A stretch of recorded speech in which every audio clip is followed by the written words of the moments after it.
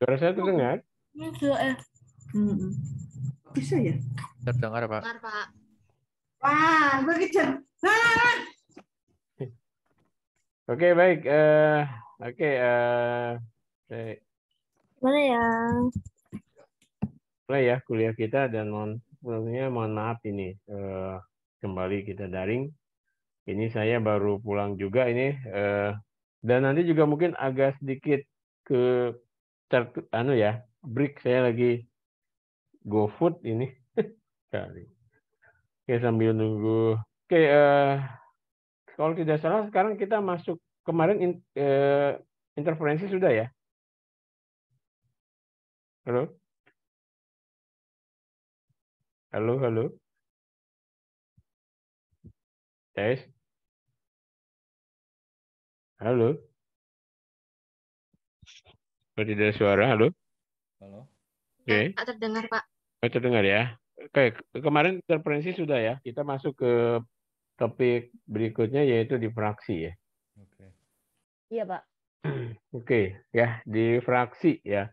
Nah, fenomena interferensi kemudian fenomena di fraksi itu sebetulnya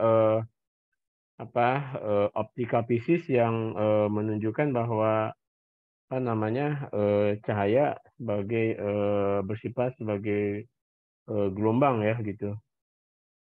Nah, tapi memang kalau interferensi itu kan sebetulnya kan perpaduan dari misalnya dua atau lebih gelombang yang sifatnya sepase dan monokromatis kan, koheren gitu. Kemudian dia apa namanya berinterferensi ya. Eh, artinya kemudian polanya gelap terang kan gitu ya. Nah sebetulnya nanti di praksi juga begitu. Nanti itu apa namanya pembelokan atau nanti defleksi dari sinar yang memasuki celah tertentu gitu. Eh,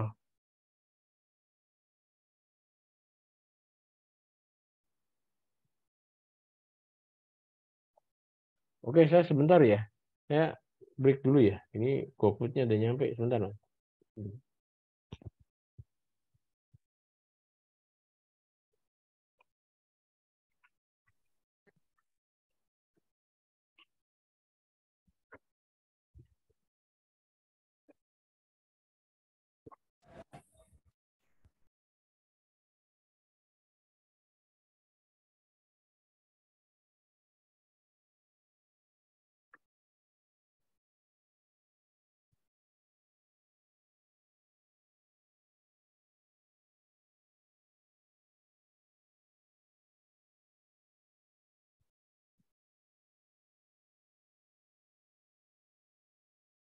Apa?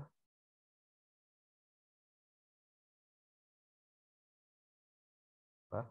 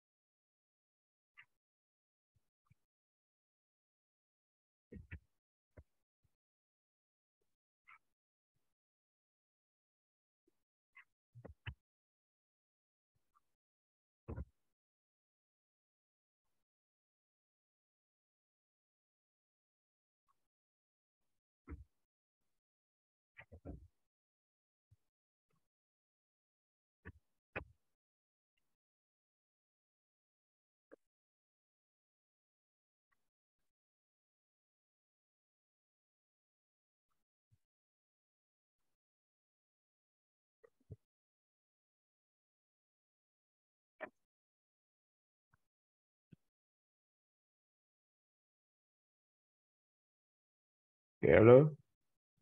Tes. Suara saya terdengar? Terdengar, Pak. Oke, kita lanjut lagi ya. Sorry tadi ada.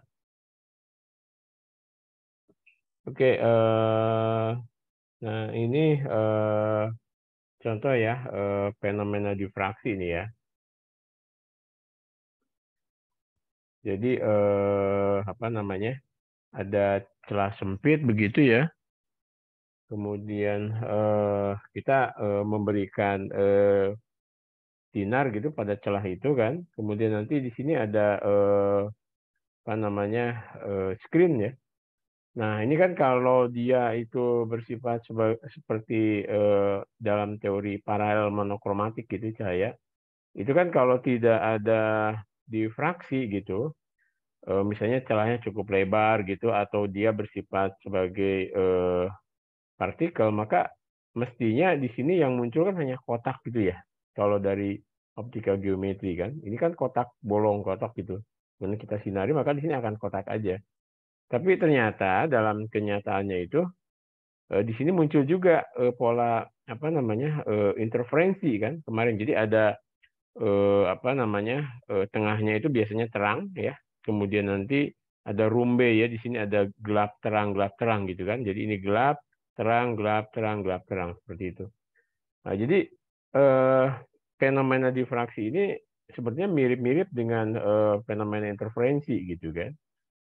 Cuman kalau interferensi itu perpaduan dari dua dua apa namanya dua gelombang gitu, gelombang elektromagnetik yang berbeda lintasan. Tapi kalau ini sebetulnya nanti kita lihat bahwa ternyata fenomena interferensinya juga ini tersusun dari apa prinsip Huygens gitu ya, prinsip Huygens. Jadi sama juga mirip-mirip gitu. Jadi ada interferensi, cuman agak berbeda dikit nanti kita lihat ya.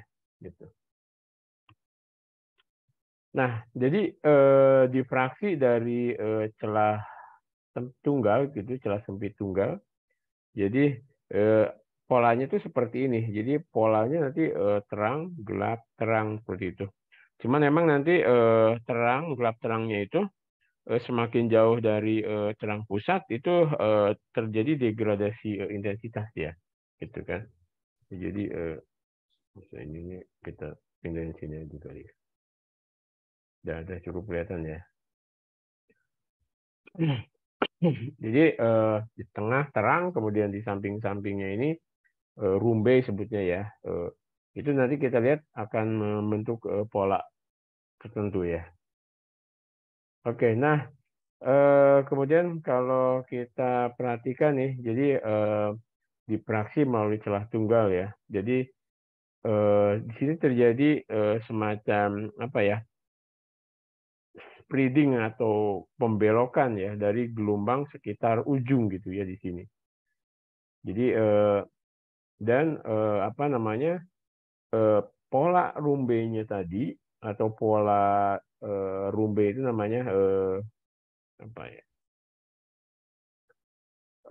pinggiran ya rumbe itu pola rumbe tadi ya atau prince atau rumbe itu dibentuk dari celah tunggal ini terdiri dari kita contohkan itu terang gelap gitu ya.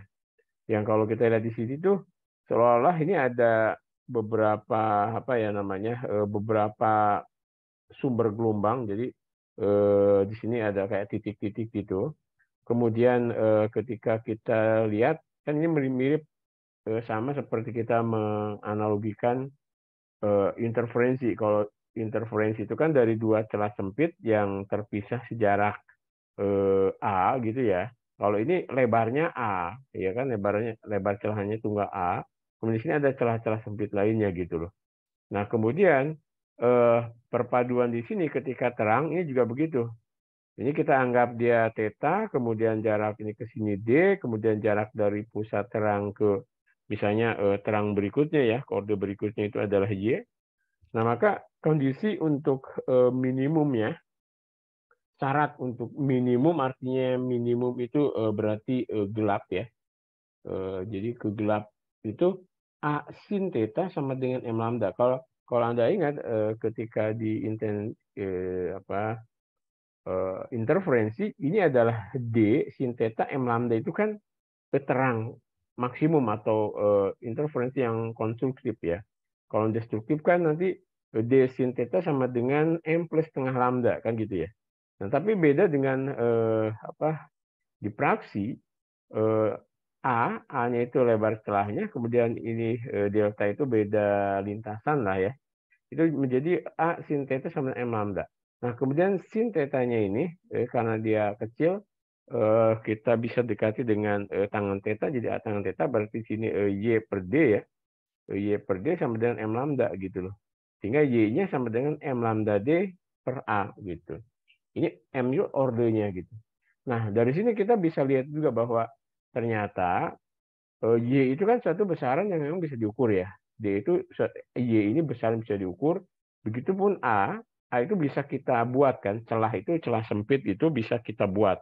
Bisa kita ukur, kemudian Y juga bisa kita ukur, D-nya juga jelas ya bisa kita variasi ya, kita ukur juga. Nah, berarti kita bisa menentukan lambda gitu loh. Jadi kalau jadi untuk menentukan panjang gelombang dari suatu laser bisa dengan interferensi ya, bisa dengan difraksi. Nah gitu. Jadi bisa dengan celah tunggal, kemudian dia diambil order terendah lah ya, order 1 seperti itu kan. Ini kan besaran-besaran yang memang bisa diukur, A-nya bisa diukur, D-nya juga, D antara celah terhadap layar ya bisa diukur, Y-nya juga gitu. Jadi, nah prinsip ini yang dulu saya pernah buat untuk mengukur ya, mengukur koefisien difusi dari pemanasan suatu logam ya. Kan untuk mengukur koefisien difusi kan ordernya kalau tidak salah itu order mikro lah perpanjangan kalau terhadap temperatur ya. Waktu itu kita buat ini adalah logamnya, kemudian kita buat ini logamnya kita masukkan ke logamnya waktu itu aluminium. Kita ingin mengukur koefisien muai panjang dari aluminium gitu loh, ketika dipanaskan gitu kan. Nah, caranya mengukur adalah kita melihat ini perubahan dari A-nya gitu loh. Perubahan A terhadap order ya, pada order tertentu gitu loh. Jadi sebelum dipanaskan kan kita udah tahu lambdanya kan, lambda udah kita tahu, maka A-nya tahu, kemudian Y-nya ketemu, oke ya, itu satu A tentu. Tapi ketika A-nya berubah, A-nya itu berubah, maka ini ordernya akan berubah juga gitu loh. Order berubah kan berarti Y-nya juga akan ketemu kan, D-nya kan konstan ya, lambda juga konstan. Sehingga delta A-nya itu adalah bersesuaian dengan order gitu. Nah, sehingga dari situ kita bisa tahu perubahan celah itu menjadi kita konversi ke koefisien muai panjang ya. Itu koefisien muai panjang kan terhadap temperatur kan. Lambda sama dengan mu delta sekian gitu. Nah, itu. Jadi itu yang dulu itu waktu itu untuk lomba OSN tingkat nasional ya, untuk SMA waktu itu ya. Tahun 2010 lah saya buat. Nah, pola dipraksi melalui satu penghalang ya. Jadi misalnya di sini ini contoh dipraksi cahaya ya, sekitar satu pin tertentu ya yang teramati dari spot cahaya itu bisa seperti ini gitu kan polanya. Atau kalau kita lihat di sini, jadi ada misalnya ini gelombang kan, kemudian dia melalui satu penghalang, maka di sini juga begitu. Jadi ada muncul pola dipraksi di sini. Nah, di sini ya ada pola terang gelap gitu ya, seperti itu. Nah, prinsip ini sebetulnya dari prinsip Huygens. Nah, kalau pola dipraksi dari misalnya ini contoh ini isosilet lama kan, gitu. Atau kemudian kalau ini celah ini bisa juga seperti ini ya. Nah, dipraksi grating, jadi grating itu kisi ya, kisi dipraksi grating, jadi grating kisi, jadi grating itu ada bahan gitu, kemudian kita garis-garis gitu yang jarak antar garisnya bisa misalnya 1 cm per 100 garis kayak gitu. Jadi sejumlah banyak garis ya itu paralel gitu disebut dengan sisi di grating ya. Nah, kalau kita tembak dengan laser gitu maka si lasernya itu bisa memantulkan apa namanya kemana-mana gitu loh. Nah, pantulan ini nanti itu bersesuaian dengan panjang gelombang. Kalau contoh di laser CO2 saya itu, jadi untuk kita menyeleksi panjang gelombangnya berapa itu pakai grating. Jadi laser kemudian ditembakkan ke grating, kemudian gratingnya kita putar, maka nanti yang keluar itu pada panjang gelombang tertentu. Ya misalnya kalau bahasa spektroskopinya itu 10P, 10R dan seterusnya ya. Itu kaitannya sebenarnya seperti panjang gelombang. Nah, jadi untuk mengubah-ubahnya itu kita pakai grating. Itu fungsi sudut ya, seperti itu. Nah, grating dipraksi jadi celah dari grating dipraksi gelombang bidang gitu ya mengenai apa namanya ini seperti inilah. Jadi dia ada grating, kemudian di sini ada gelombang bidang gitu. Nah, kemudian ketika ini kan ini prinsip Huygens kan. Jadi semua ini menjadi muka gelombang gitu kan. Nah, kemudian ini muka gelombang berikutnya dan seterusnya ya. Jadi ini dipraksi order pertama dari muka gelombangnya misalnya gitu dan seterusnya ya. Nah, jadi bentuk dari grating dipraksi itu misalnya seperti ini. Jadi ini lebar celahnya itu D seolah-olah gitu ya. Kemudian di sini ada X, kemudian ini ke Y, kemudian di sini ada namanya beda lintasan kan. Yang kalau kita dulu dapat ini delta, namanya D sin theta. Nah, jika D itu adalah pemisah celah ya, yang kemudian disebut dengan lintasan ya, beda lintasan di antara cahaya terhadap X, antara cahaya di X dan Y, yaitu sebesar D sin theta ya. Nah, untuk interferensi kita tahu kan, untuk prinsip maksimumnya itu, kalau interferensi itu namanya D sin theta sama dengan N lambda, kan gitu ya. Jadi perbedaan lintasan ini sama dengan N lambda. Nah, ini untuk celah yang semakin sempit gitu, sehingga nanti lebar space-nya dipraksinya akan terjadi berkas. Jadi semakin sempit celahnya itu akan real ya dipraksinya nanti kelihatan. Kemudian untuk panjang gelombang yang lebih panjang digunakan, maka akan jadi pelebaran pola dipraksinya ya. Nah, sejumlah berkas dipraksi ya, jadi seperti ini. Kalau Anda perhatikan bahwa sin theta kurang dari 1, N lambda per D kurang dari 1, N itu tadi ini order ya, order ke-0, order ke-1, order ke-2. Ini kaitannya dengan panjang gelombang kalau Anda lihat ya. Jadi D itu adalah lebar tadi jarak antar celahnya kan. Nah, kemudian jadi N sama dengan D per lambda. Jadi semakin tinggi order maka diberikan nilai D per lambda yang sekitar mendekati ya seperti inilah Anda lihat ya. Jadi N ini ordernya itu adalah D per lambda. D-nya tadi kan adalah jarak antar celahnya ya. Lambda yang panjang gelombang yang digunakan. Nah, penggunaan grating dipraksi itu untuk mengukur panjang gelombang ya. Jadi spektrometer adalah merupakan peralatan ya yang untuk mengukur wavelength ya, panjang gelombang dari cahaya yang cukup akurat ya gitu.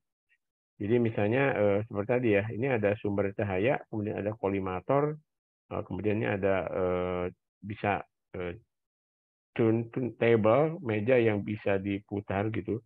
Kemudian ini kisi dipraksi, maka kemudian ini ada mata kita ya. Ini untuk mengukur panjang gelombang tadi ya. Gitu. Ya yang saya pakai biasanya kisi dipraksi itu untuk panjang, untuk mengubah tadi, untuk menyeleksi panjang gelombang ya. Gitu. Nah, kalau kita lihat grating dipraksi itu gambarnya seperti ini. Jadi kalau misalnya ada cahaya putih gitu ya, jadi kita kenakan pada grating, maka Di grating itu kan muncul Magicu Hibiniu kayak gini, ya. Ini contoh ini meten dari cahaya lampu ya, lampu meten. Kemudian ini spektrum dari bintang ya, seperti itu. Nah,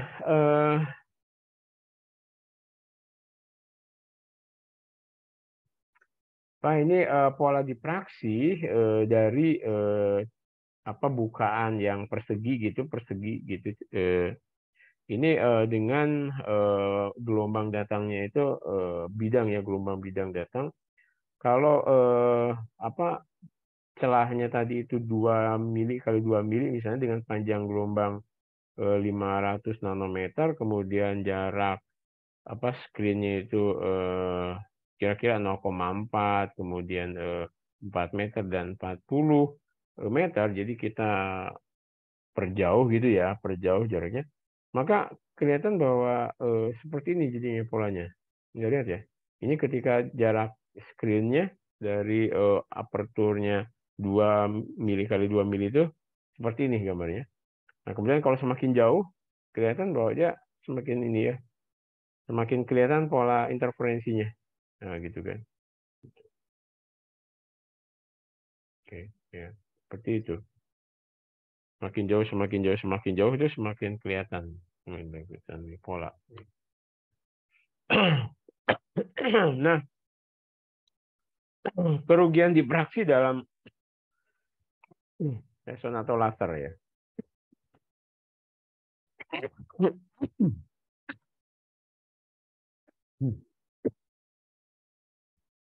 Sorry. Jadi yang disebut nanti kita juga akan bahas menyinggung sedikit tentang laser ya, resonator laser. Jadi difraksi kerugian difraksi dalam resonator laser itu di sini ada prinsip laser ya. Ini ada mirror yang 100% biasanya reflected gitu. Dan ini mirror yang memang mungkin tidak 100% tapi 99,5% lah. Sehingga 5% diteruskan. Nah, ini jarak ini misalnya windownya itu 2A, jari-jarinya ini A gitu. Nah, ini dalam laser itu dia akan bolak-balik nih. Laser itu bolak-balik gitu ya. Resonatornya itu. Jadi kalau dia tidak lurus gitu tidak lensing. Nah, karena ada difraksi itu kemudian jadi ada kerugiannya. Jadi namanya pengukuran kerugian difraksi pada resonator Fresnel. F-nya itu N A kuadrat lambda L. Jadi jika indeks bias laser resonator itu tidak 1, maka dikalikan dengan N ya. Gitu. Jadi ada kerugian difraksi. Nah, jadi selain interferensi, itu gelombang juga menunjukkan sifat lain, yaitu difraksi tadi ya. Nah ini, jadi yaitu pembengkokan ya atau gelombang ketika melewati beberapa benda atau melalui celah. Nah, tidak ada perbedaan fisik ya yang signifikan antara interferensi dan difraksi gitu. Namun interferensi umumnya melibatkan superposisi hanya beberapa gelombang. Nah, sedangkan difraksi itu melibatkan sejumlah besar gelombang. Jadi kalau interferensi kan tadi 2 gelombang, 2 celah gitu ya. Tapi kalau difraksi itu celahnya agak lebar, tapi di sini mungkin perpaduan dari banyak gelombang. Nah, fenomena difraksi ini dapat dipahami menggunakan prinsip Huygens tadi ya. Nah, prinsip Huygens itu mengatakan bahwa setiap titik yang tidak terhalang di muka gelombang itu akan bertindak sebagai sumber gelombang bola sekunder. Nah, muka gelombang baru adalah permukaan yang bersinggungan ya dengan semua gelombang bola sekunder tadi. Nah, prinsipnya seperti ini ya. Jadi penjalaran gelombang didasarkan pada prinsip Huygens. Jadi kalau ini ada muka gelombang, kemudian kita buat garis-garis ini, maka ini menjadi muka gelombang berikutnya, garis-garis lagi ini muka gelombang berikutnya. Sama sepertinya juga begitu. Kalau seperti ini, muka gelombang pertama, kemudian yang berikutnya, ini jadi muka gelombang kedua, muka gelombang ketiga, dan seterusnya.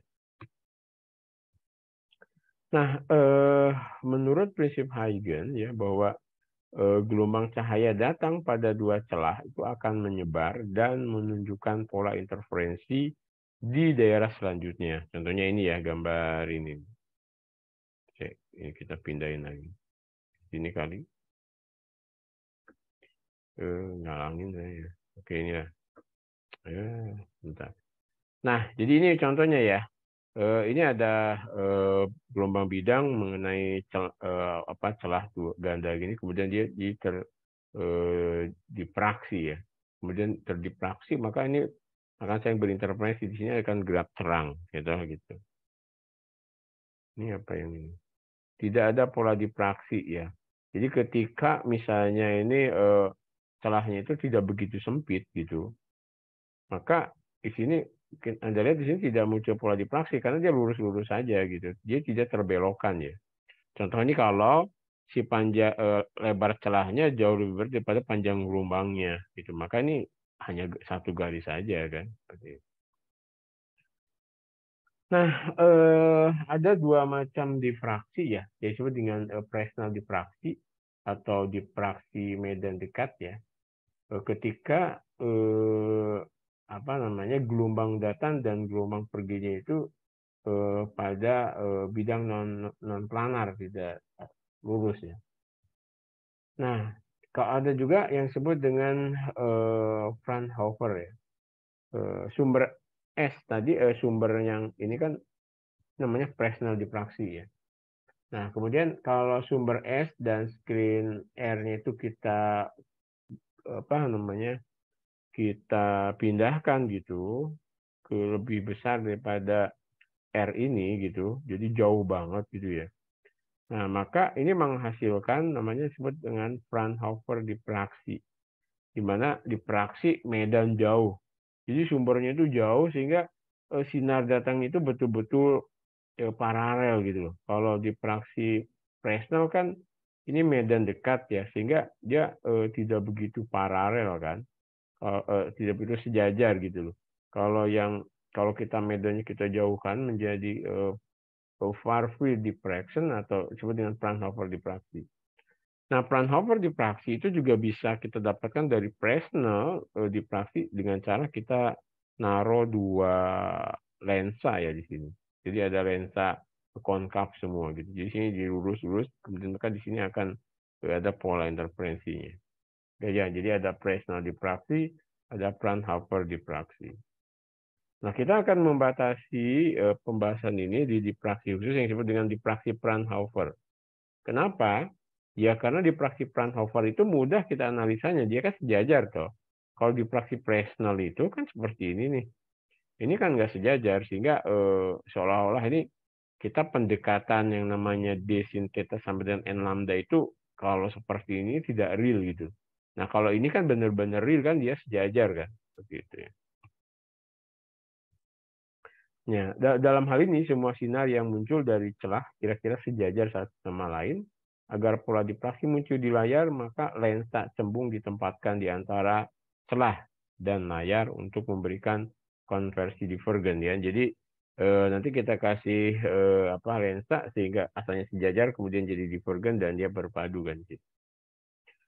Nah, difraksi celah tunggal ya. Nah, dalam tinjauan terhadap eksperimen celah ganda yang kita menganggap lebar celah itu sangat kecil ya, sehingga tiap celah adalah sumber titik gitu. Nah, pada bagian ini kita akan mengambil lebar celah berhingga ya, dan melihat bagaimana difraksi Fraunhofer-nya itu muncul gitu. Nah, misalkan sumber cahaya monokromatik datang pada celah ya dengan lebar berhingga A, seperti ini pada gambar 1451. Nah, seperti inilah. Jadi ini ada celah gitu, lebarnya A, kemudian di sini dalam prinsip difraksi kan ini muka-muka ini menjadi muka gelombang gitu loh, ya kan? Jadi muka gelombang sehingga ini menjadi olah-olah menjadi sumber-sumber baru gitu. Nah, kita menganggap ini misalnya theta ya, dan ini kita anggap tadi kan bahwa prinsipnya kerjanya Fraunhofer sehingga sejajar walaupun nanti di sini dikasih lagi lensa ya. Nah, ini jadi ini A per 2, kemudian ini beda lintasan teratas dengan terbawah ini menjadi A per 2 sin theta kan, gitu. Nah, sebagai contoh anggap ada 100 sumber titik ya, dengan 50 pertama itu di bagian bawah dan 51 hingga 100 di bagian atas yang ini tadi ya. Jadi kalau ada 100, ini 50, kemudian 51 sampai 100 di atasnya. Gitu. Nah, sumber 1 itu dan sumber 51 itu dipisahkan oleh jarak A/2 tadi kan. Jadi antara 1 dan 51 ini adalah A/2 ya jaraknya ini. Ya kan. Nah, dan berbeda fase 180 ya, atau berbeda lintasan kira-kira setengah lambda gitu. Nah, pengamatan serupa berlaku untuk sumber antara 2 dan sumber 52.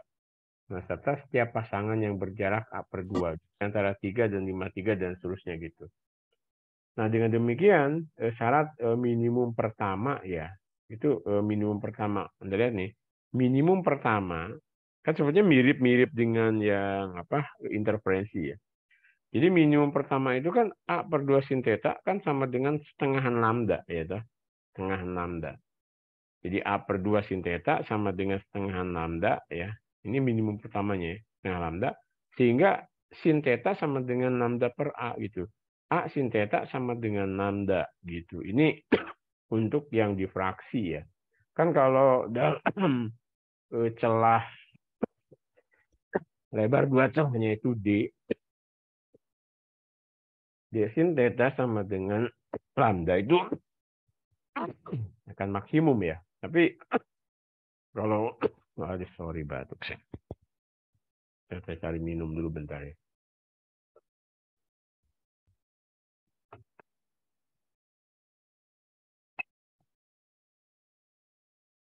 Suara saya masih terdengar? Halo? Masih, Bapak.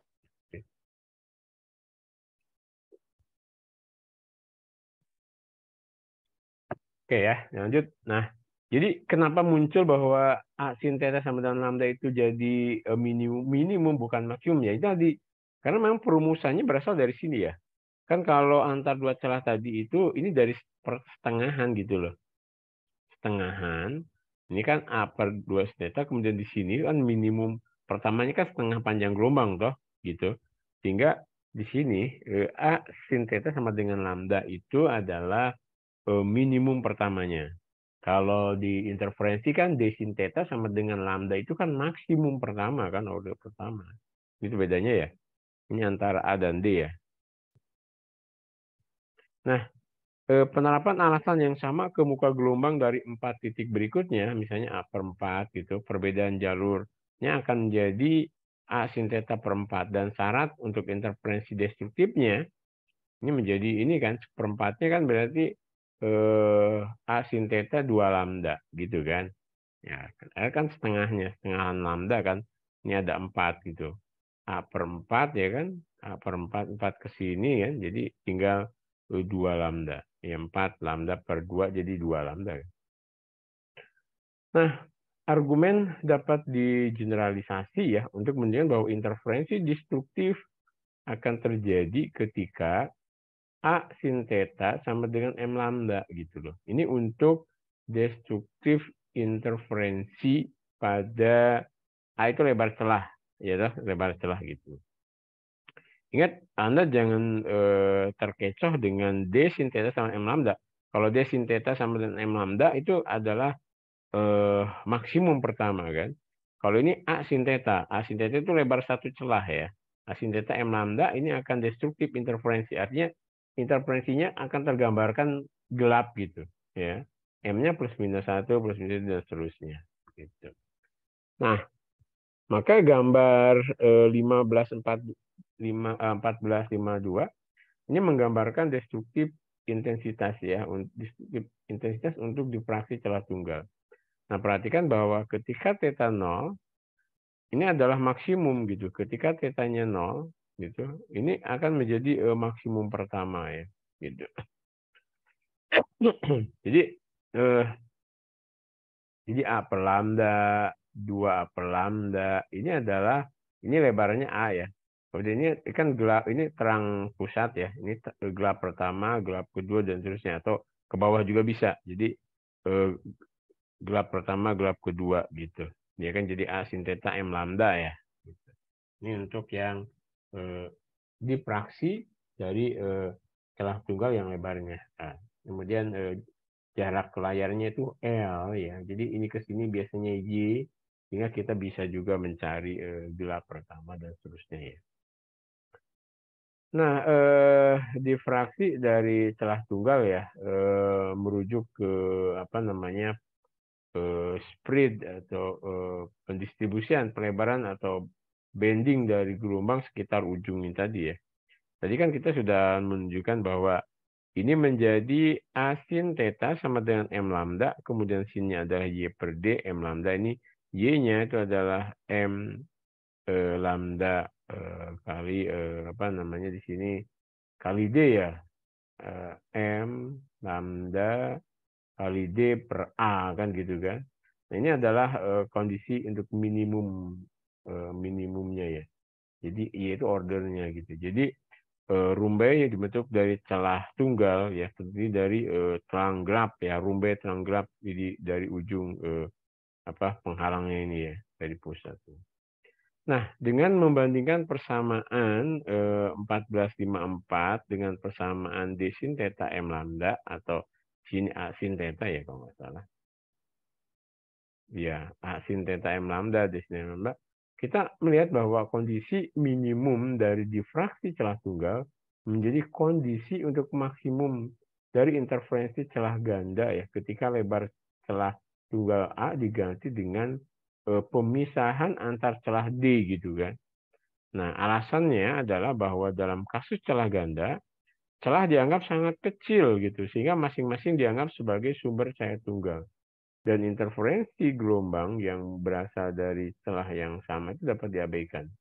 Nah, dari sisi lain, kondisi minimum untuk difraksi celah tunggal tadi diperoleh secara tepat dengan mempertimbangkan gangguan gelombang ya, berasal dari celah yang sama.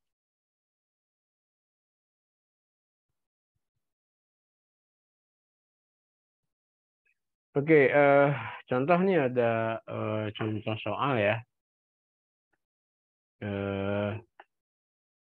Cahaya monokromatik kan dengan panjang gelombang lambdanya 600 nanometer ya.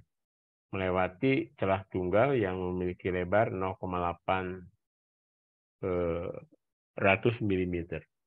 Nah, berapa jarak antar celah dan layar jika minimum pertama dalam pola difraksinya itu adalah 1 mm dari pusat layar. Kemudian hitung lebar maksimum pusatnya. Nah, maka kita bisa lihat di sini ya. Syarat umum untuk interferensi destruktif kan ini. Sin theta sama dengan M lambda per A kan.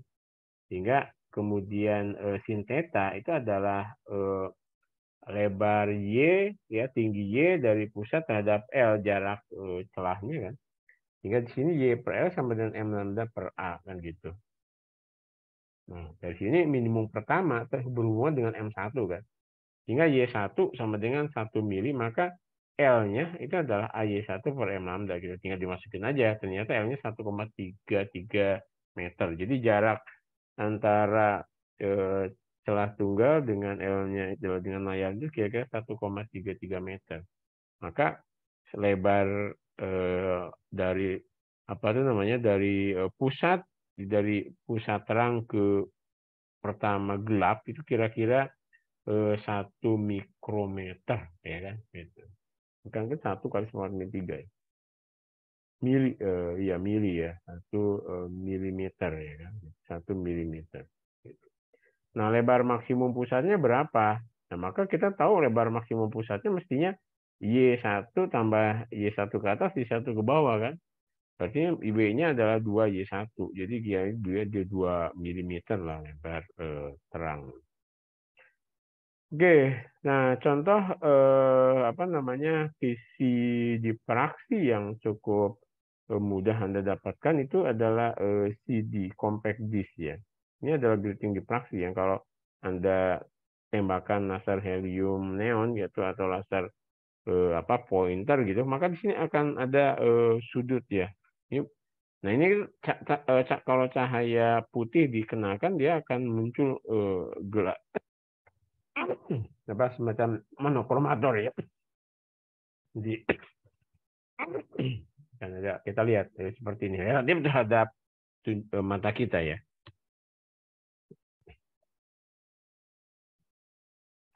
Nah, ini ada apa namanya interferensi dari celah tunggal ya.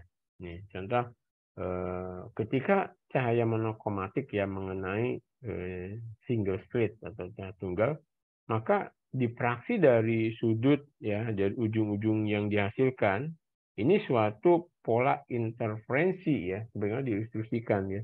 Jadi ketika ini ditembakkan, maka di sini muncul yang kalau kita lihat relatif intensnya seperti ini. Jadi terang, pusat, kemudian ada gelap pertama ini ya, kemudian terang lagi, gelap kedua, dan seterusnya. Gitu.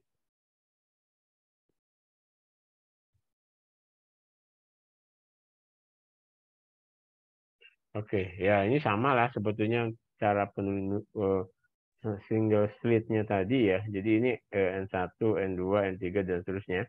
Masing-masing titik ya di dalam celah tadi bertindak sebagai sumber kan.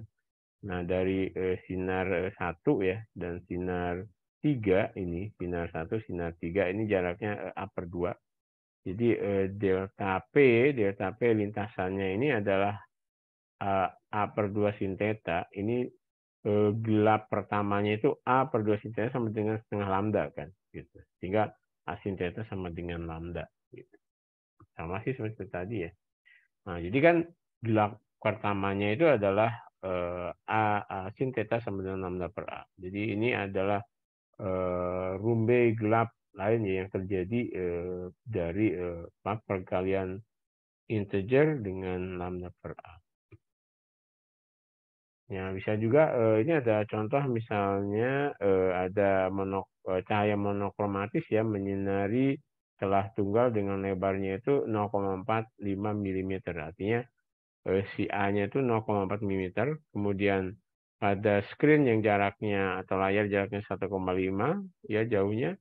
Kemudian rumbai gelap pertamanya itu pada jarak 2 mm dari maksimum. Jadi ini Y-nya ya. Y-nya 2 mm. Berapa panjang gelombang cahayanya. Nah, maka ya kita masukin aja.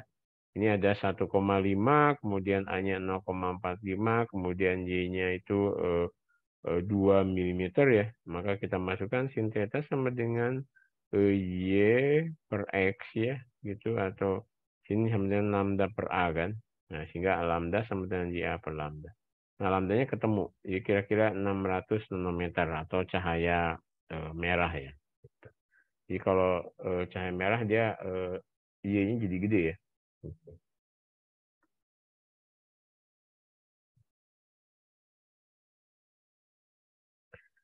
Nah, salah satu aplikasi dari dipraksi itu adalah dipraksi untuk apa namanya celah melingkar ya. Dipraksi di celah melingkar nanti dipakai untuk kita bisa melihat ini apa resolusi ya, resolusi dari alat lensa. Ya, contohnya alat mata kita atau lensa buatan ya seperti itu. Nah, ini celah dipraksinya kalau kotak tadi kan kotak gitu ya, ke atas ke bawah itu di tengahnya kotak.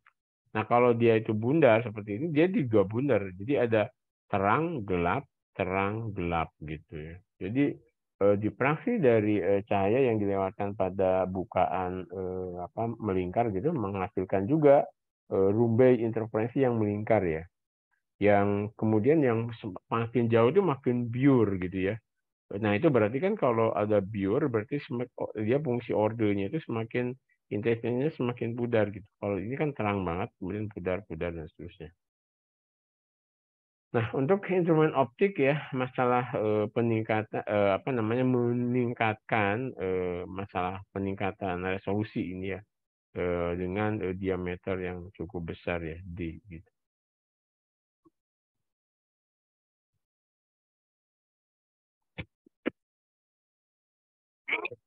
Nah, ini resolusi namanya.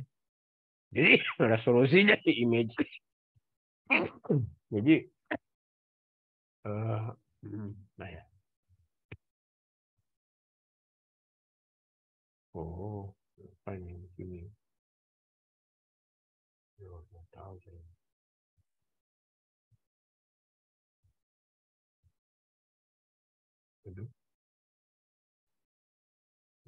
apa ini? Nah, di sini tinjau misalnya ada dua sumber ya yang berjarak D1, kemudian ada pinhole, lubang kecil gitu. Nah, maka ketika misalnya jarak antara D1-nya cukup cukup lebar gitu, maka si detektor tuh masih bisa mengamati gitu loh.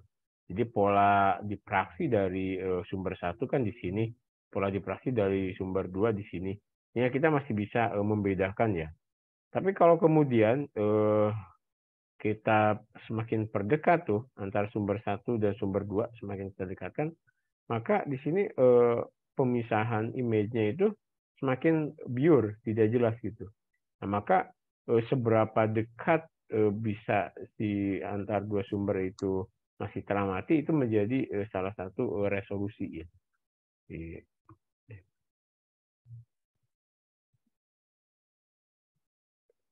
Nah, jadi citra ya untuk resolusi ketika maksimum sentral pertama ya dari pola yang terbentuk ya untuk juga rumbai pertama dari pola yang lainnya ya.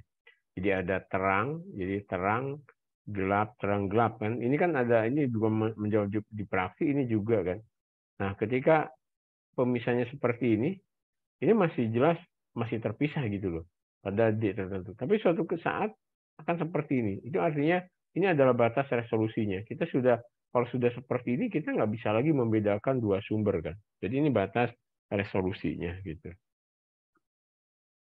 Ya, jadi ini contoh daya resolusi dari suatu instrumen ya, kemampuan instrumen membuat resolusi ya, memisahkan resolusi. Jadi daya pemisahan dari instrumen ini sering disebut dengan kemampuannya untuk menghasilkan image yang memang jelas terpisahkan kan gitu. Ya, ini ada batasan sudutnya gitu, jadi sudah ada sudut optimumnya. Nah, untuk sudut yang kecil, ketika sin theta mendekati theta, maka sudut batasan resolusinya untuk bukaan dari sirkel itu ini. Jadi limiting angle ya. Jadi sudut limit dari resolusi itu ini. Jadi berdasarkan hasil ya, mungkin eksperimen ya, sehingga diperlukan satu konstanta penghubungan antara lambda dan D. D itu adalah jarak ininya lubangnya ya, diameter lubangnya. Kemudian ini theta nolnya, theta nol di sini ya. Ini 1,22 lambda per D. Jadi kita bisa memvariasi panjang gelombang dari theta atau D-nya ini loh ya.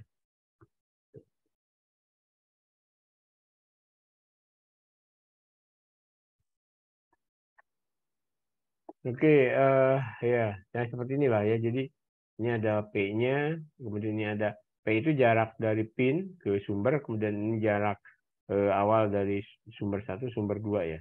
Hingga theta 0 itu sudut limiting sudutnya itu 1,22 lambda per D kan. Atau S0 per P. S0 per P.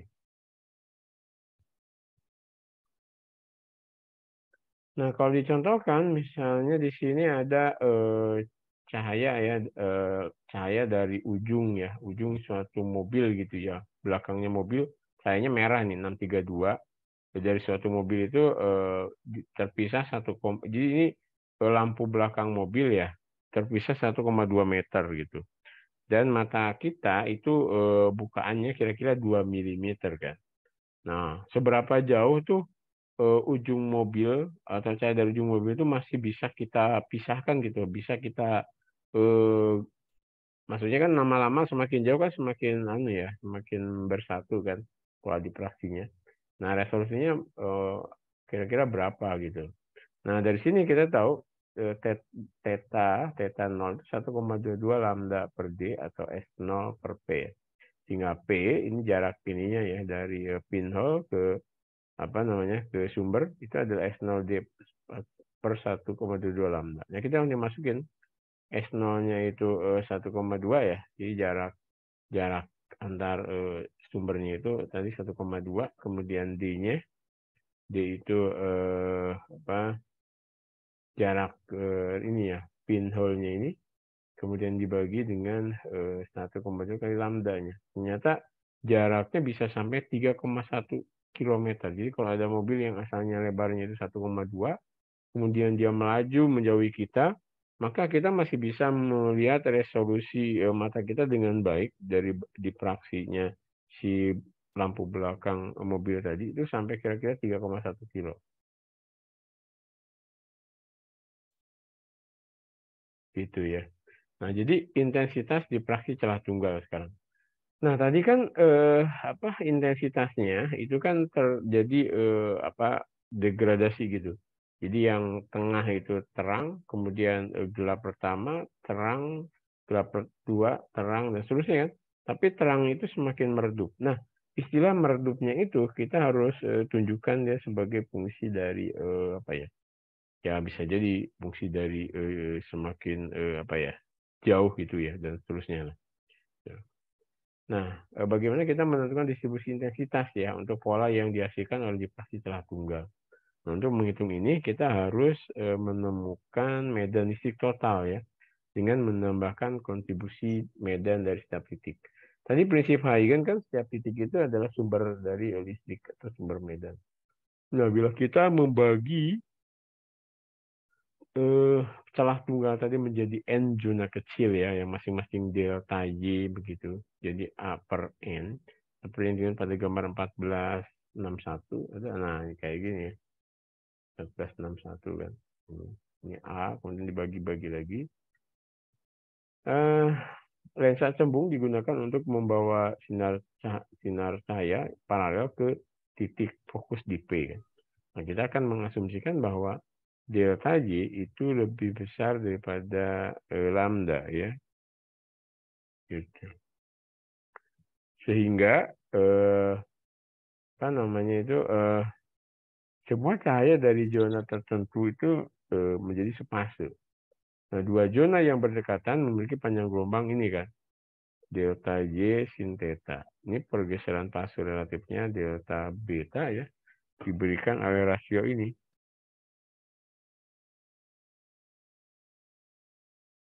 Nah, ini kan.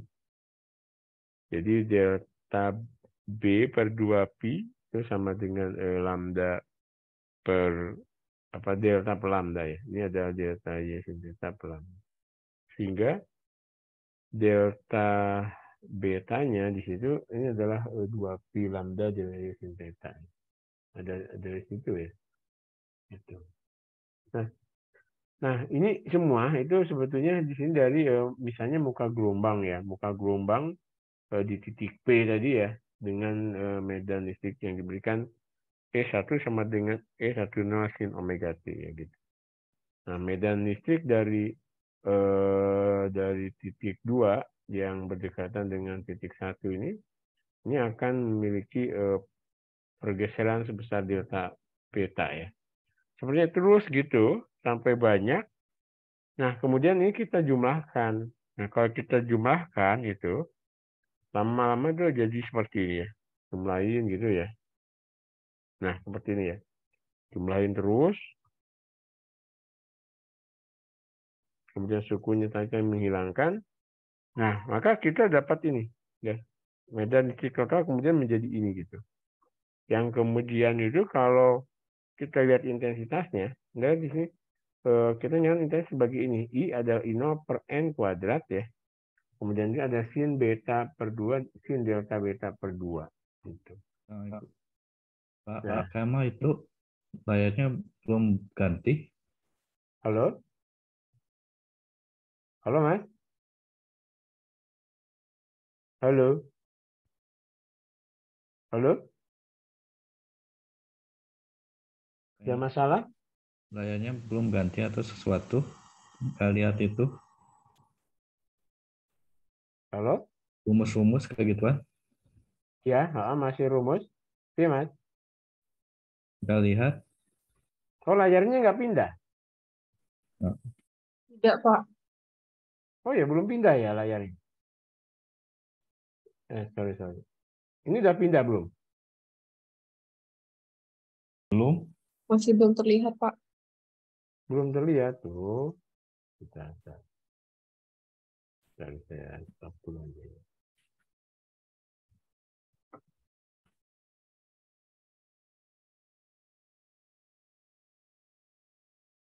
Sekarang udah. Sudah, Pak. Oke, baik. Ya, nantinya itu kalau Anda buat itu di slot ya. Sorry, ini kan asalnya kan udah pindah juga. Yap. Oke, ya. Nah, jadi nanti itu kita dapatkan intensitas distribusinya terhadap apa ya? Di situ sin theta ya, terhadap jarak theta gitu ya, fungsi theta kan. Itu akan menjadi ini distribusinya. Jadi I0. Nah, kemudian persamaan ini kalau Anda masukin ke MATLAB atau apa gitu, matematika, maka Anda akan dapatkan ini gitu. Kalau kita plot ya, antara beta per 2, ini kan terhadap sudut ya. Kemudian ini I per I0. Nah, maka yang kita lihat tadi kan terang, gelap, terang, gelap, terang, gelap gitu kan. Tapi kan gelap terangnya itu akan terdegradasi. Nah, secara matematis tadi ditunjukkan oleh perpaduan dari gelombang medan listriknya gitu loh.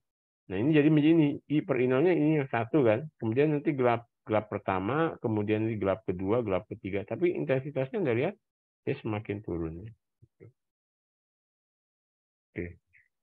Nah, ini Anda lihat bahwa ini adalah lambda per ini sama dengan ini atau sin theta M lambda. Ini kan untuk yang gelap, ya minimum M1 dan seterusnya.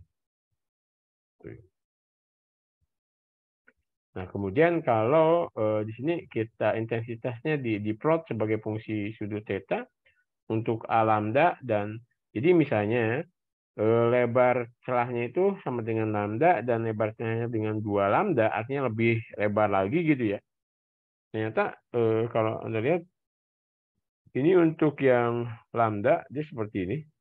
Kemudian untuk yang 2 lambda dia menjadi seperti ini ya. Itu. Nah, kemudian kalau untuk intensitas pola dipraksi celah ganda ya. Ini untuk celah tunggal ini rumusnya seperti ini dan nanti untuk celah ganda itu bisa jadi seperti ini. Ini untuk interpretasi celah ganda ya. Nah, nanti Anda lihat bahwa ternyata I0 ini kan kayak semacam interferensi ya. Kalau Anda lihat di sini, ini adalah substruktur dari interferensinya. Kemudian envelope-nya ini sebagai envelope dipraksinya ya. Jadi jarak ini ke sini ditentukan oleh lebar dari si celah sempitnya itu, celah A-nya ya. Gitu. Jadi ini A dipisahkan oleh jarak D kan gitu ya. Ada lebar celah 2 celah A, kemudian lebar jarak antar 2 celahnya tadi itu D. Nah, maka dia polanya interferensi seperti ini. Jadi yang ini adalah interferensinya, kemudian yang ini adalah envelope-nya ya. Nah, jadi nanti kita akan lihat bahwa di sini M sama dengan D per A ya. Untuk yang maksimum interferensinya ya. Nah, jadi untuk rumbai ke M yang tidak terlihat itu jumlah rumbai di setiap sisi rumbai tengahnya itu menjadi M-1 dengan jumlah total rumbai di maksimum di praksi pusat itu adalah ini. N jumlah rumbainya adalah M plus 1 plus 1. Gitu. Oke, nah jadi grating di praksi tadi kita sudah bahas juga ya. Jadi ini grating di praksi yang kita juga sudah bahas tadi. Oke, mungkin itu dulu ya. Jadi sisanya silakan sebetulnya sudah kita hampir mirip-mirip pembahasannya itu ada D sin theta dan seterusnya ya. Gitu.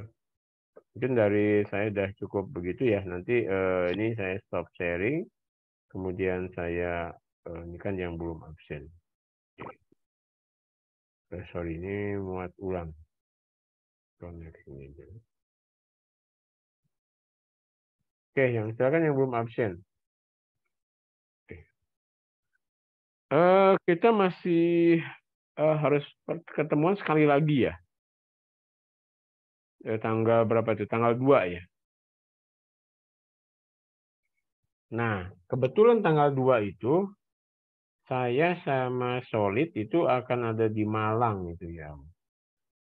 Jadi sampai terakhir kita mungkin masih daring karena saya harus dari Malang dampingin Solid sama Yahej ya untuk Timnas ya. Mudah-mudahan mohon doanya ya biar tim kita bisa dapat medali ya di Timnas ya. Gitu. Nanti Anda yang berikutnya lah untuk ikut-ikutan di PKM ya, PKMKC.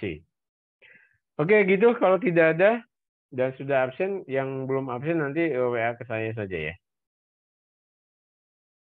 Terima kasih, Pak. Oke, makasih ya. Kita tutup kuliah kita ya. Assalamualaikum warahmatullahi wabarakatuh. Waalaikumsalam warahmatullahi wabarakatuh. Waalaikumsalam warahmatullahi wabarakatuh. Terima kasih, Terima Pak. kasih, Pak. Nah, semua bahannya bisa Anda baca di Google Class ya. Ada videonya juga ya. Gitu. Kalau memang kurang jelas ya. Nanti ada grader yang untuk latihan ujiannya ya. Tolong nanti Anda ikutin dengan baik ya. Nanti saya berencana soalnya juga sama ya seperti dulu. Jadi multiple choice.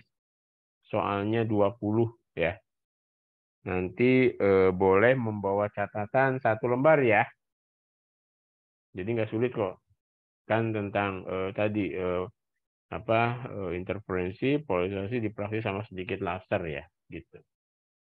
Jadi multiple choice, Anda tinggal milih A, B, C, D-nya aja. Boleh bawa kalkulator, tapi untuk buka bukunya Anda boleh hanya diperkenalkan 1 lembar ya. Catat rumus-rumus pentingnya aja gitu ya. Bisa dipahami?